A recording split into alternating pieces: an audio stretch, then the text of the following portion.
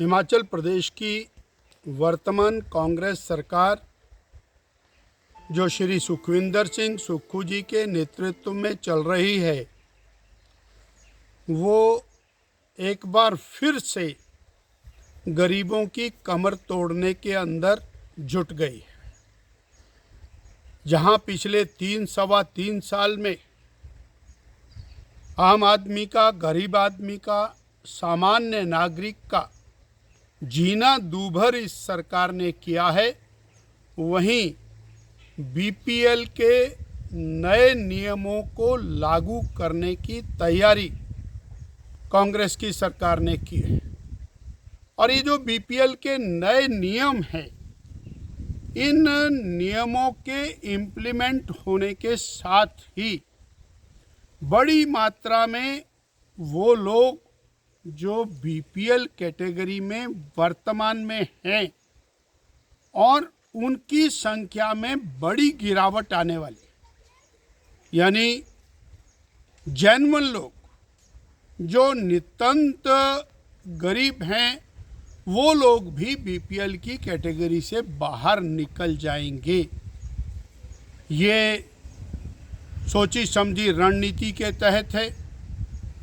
जो ये व्यवस्था परिवर्तन की बात कहते हैं, उस व्यवस्था परिवर्तन नहीं, गरीबों के लिए व्यवस्था पतन की तैयारी के अंदर वर्तमान सरकार जुटी है।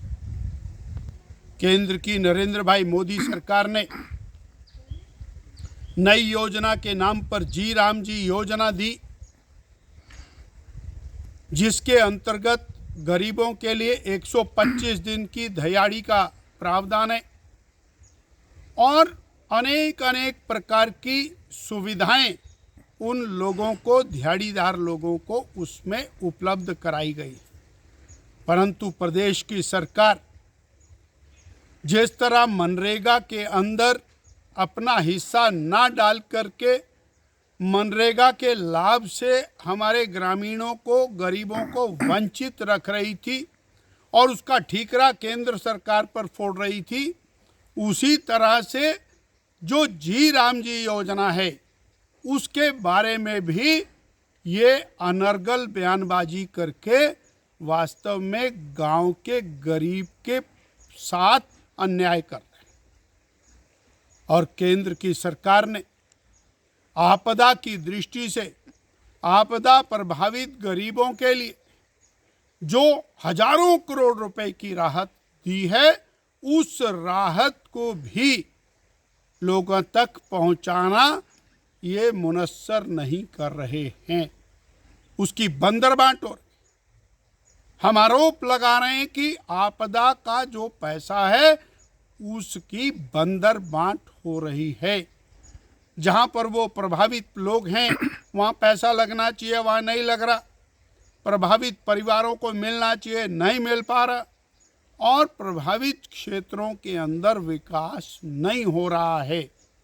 इस प्रकार केंद्र की सरकार, नरेंद्र भाई मोदी जी की सरकार, श्री जगत प्रकाश नड्डा जी की सरकार, श्री अमित भाई शाह जी की सरकार ने जो 5,300 करोड़ और 601 करोड़ रुपया जो प्रदेश की सरकार को दिया, उस पैसे का उपयोग अभी तक नहीं हुआ है और जनहित के कार्यों से हट करके ये गरीबों के प्रति अन्याय करने में जुटे।